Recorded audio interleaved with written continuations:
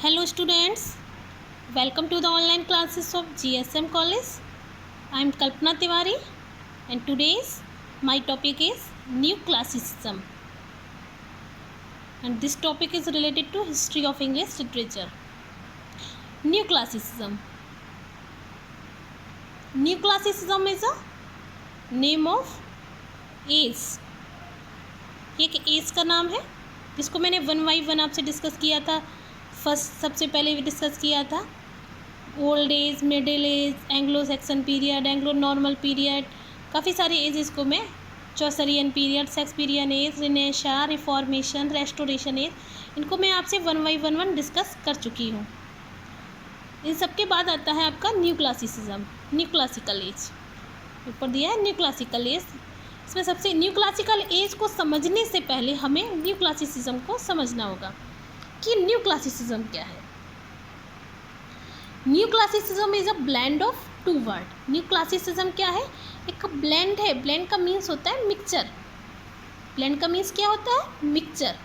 एक मिक्सचर है two words का, दो शब्दों का मिक्सचर है. दो शब्द कौन कौन से? एक है न्यू और दूसरा है क्लासिसिज्म.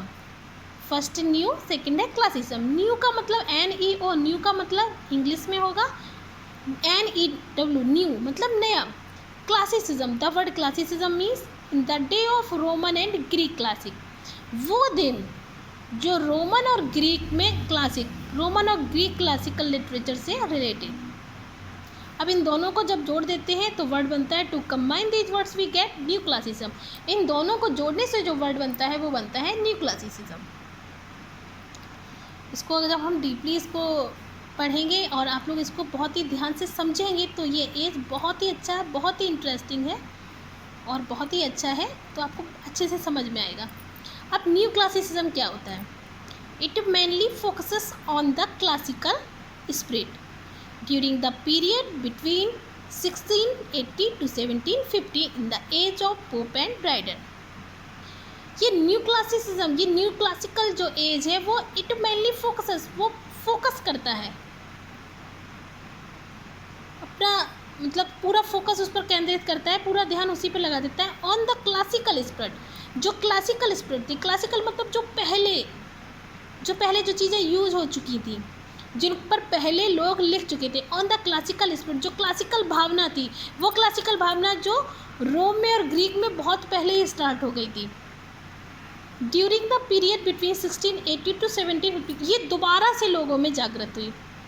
सबसे पहले जब इंग्लिश की शुरुआत हुई थी लैटिन से, तो उस टाइम ये क्लासिकल लिटरेचर लिखा जा चुका था. तो उस टाइम जो रोमन और ग्रीक के लोगों के अंदर जो स्पिरिट थी, जो भावना थी, जो लिटरेचर के प्रति लगाव था, उस पर इस एज के लोगों ने दोबारा से उस पर फोकस करना स्टार्ट कर दिया था.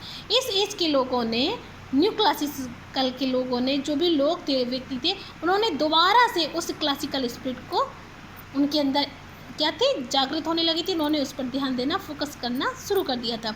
ये कब की बात है? ड्यूरिंग द पीरियड बिटवीन 1680, ये 1682 लेकर के 1750 के टाइम पीरियड की बात है. और वो जो टाइम पीरियड था 1680 to 1750 का period, in the age of Pope and Dryden. वो किसका एज था? वो पोप और ड्राइडन का एज बोला गया था.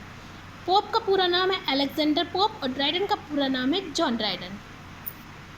इनके एज की टाइम है कि इनके एज में लोग दोबारा से क्लासिकल स्पिरिट, क्लासिकल लिटरेचर की तरफ अपना फोकस करने लगे थे.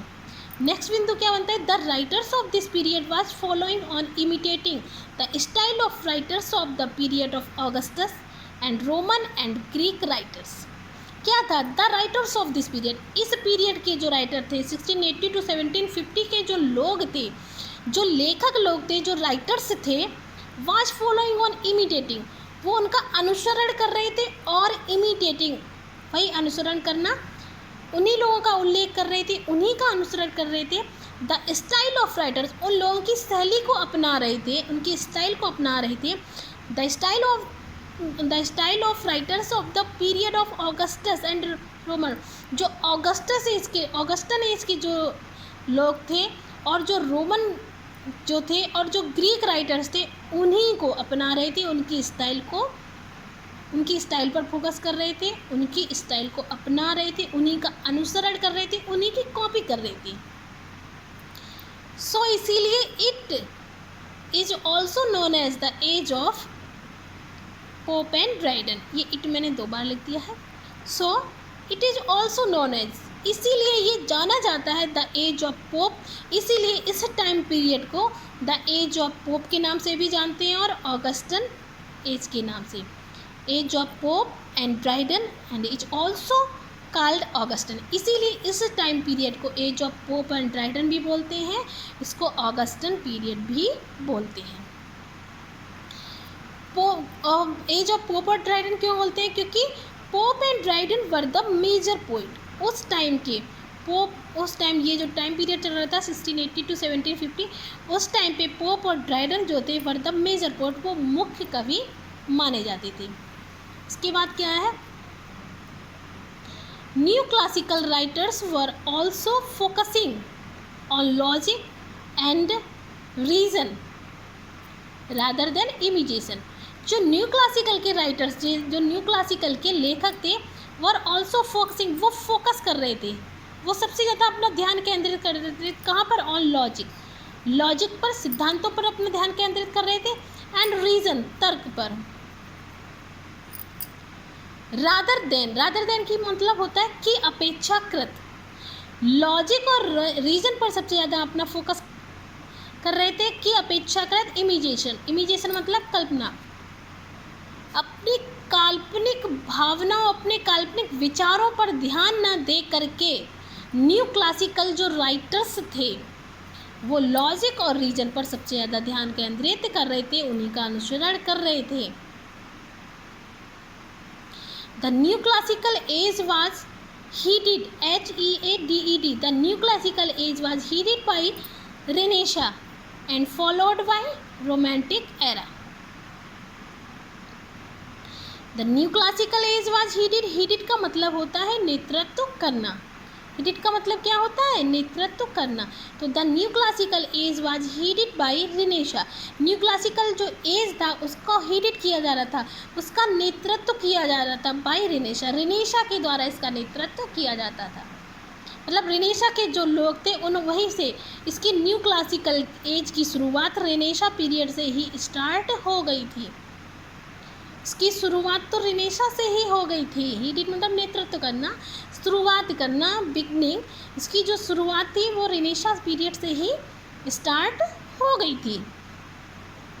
एंड फॉलोड बाय रोमांटिक, और इसका अनुसरण जो था वो रोमांटिक एरा तक किया गया। मीन्स Renaissance और रोमांटिक एरा के जो बीच का टाइम पीरियड है वो कौन सा एज है? वो है न्यू क्लासिकल एज।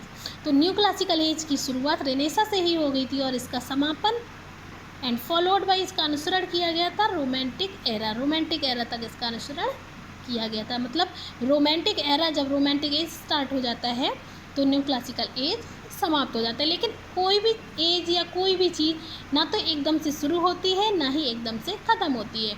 तो Renaissance से इसकी शुरुआत हुई और धीरे धीरे न्यू क्लासिकल एज स्टार्ट हो गया। और फिर रोमांटिक एरा में एकदम से ख़त्म नहीं हुआ, धीरे धीरे जो भी लेखक होते गए उन्होंने इसका पालन अपने लिटरेचर में, अपने साहित्य में इसको कम से कम यूज़ किया, लॉजिक और रीजन को छोड़ करके। रोमांटिक एरा में क्या था?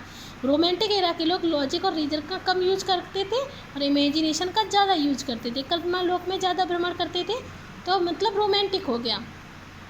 और न्यू क्लासिकल एज के जो थे इन्होंने इमेजिनेशन को टोटली त्याग दिया था, तो वो लॉजिक और रीजन पर लिखा करते थे। और Renaissance के बाद धीरे धीरे न्यू क्लासिकल एज है, न्यू क्लासिकल एज के बाद रोमांटिक एरा। फिर क्या होता है? इट एंडेड इन, इसका शुरुआत हो जाता है, इसका एंड मतलब इसका अंत हो जाता है, एंडेड मतलब अंत होना। It ended in 1798 with publication of the romantic lyrical ballad. भाई मैंने बताया था न्यू क्लासिकल एज का जो एंड है वो रोमांटिक एज में हो जाता है। और रोमांटिक एज में कब होता है? 1798 में विथ पब्लिकेशन, जब पब्लिकेशन हुआ था रोमांटिक लिरिकल बैलेड का। बहुत important, most important, lyrical ballad का जब पब्लिकेशन हुआ था बाय विलियम वर्ड्सवर्थ के द्वारा। विलियम वर्ड्सवर्थ का बेस्ट मोस्ट इम्पॉर्टेंट वर्क है लिरिकल बैलेड, जो कि पब्लिश हुआ था 1798 में विलियम वर्ड्सवर्थ के द्वारा। और विलियम वर्ड्सवर्थ का जो लिरिकल बैलेड पब्लिश हुआ है 1798 में, यहीं से न्यू क्लासिकल एज क्या होता है? समाप्त हो जाता है, यहीं से न्यू क्लासिकल एज का एंड हो जाता है। I hope you all will understand very well. In my next video, जो कि सेकेंड पार्ट होगा न्यू क्लासिकल एज का, उसमें मैं डिस्कस करूँगी न्यू क्लासिकल को और डीपली आपसे डिफाइन करूँगी। सो एट लास्ट, थैंक यू।